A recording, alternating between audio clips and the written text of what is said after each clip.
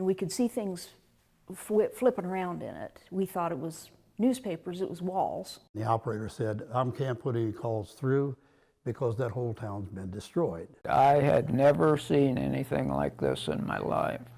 In a matter of minutes on the afternoon of April 3, 1974, the relative quiet of a spring day in the small southwestern Ohio town of Xenia was shattered.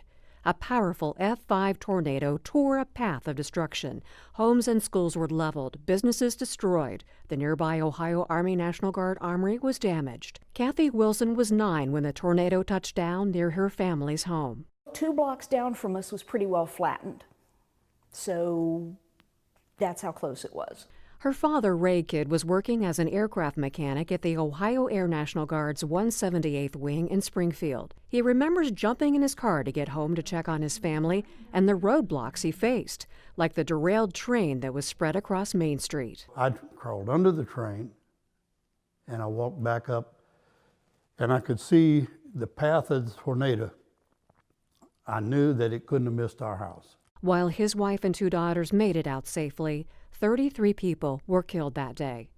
Kidd and others from the 178th were put on state active duty to help guard against looting and assist in the recovery effort. They were followed closely behind by Ohio Army National Guard soldiers on the ground and in the air. They had us going out in sort of the rural areas and going to farmhouses and things, and we'd land and check for survivors and see if people were injured and things like that. Guarding everything from pilferage, helping wherever we could, trying to get people's stuff out of the way. You know, we're moving bricks or boards or furniture or whatever to try and get a hole through so they could get in.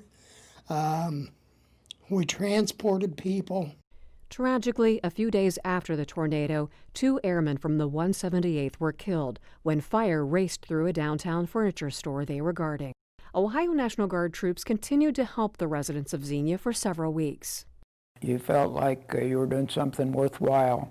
The people all were so appreciative of your part in it. There are still reminders of that day, parking lots where buildings once stood, a memorial to those who lost their lives.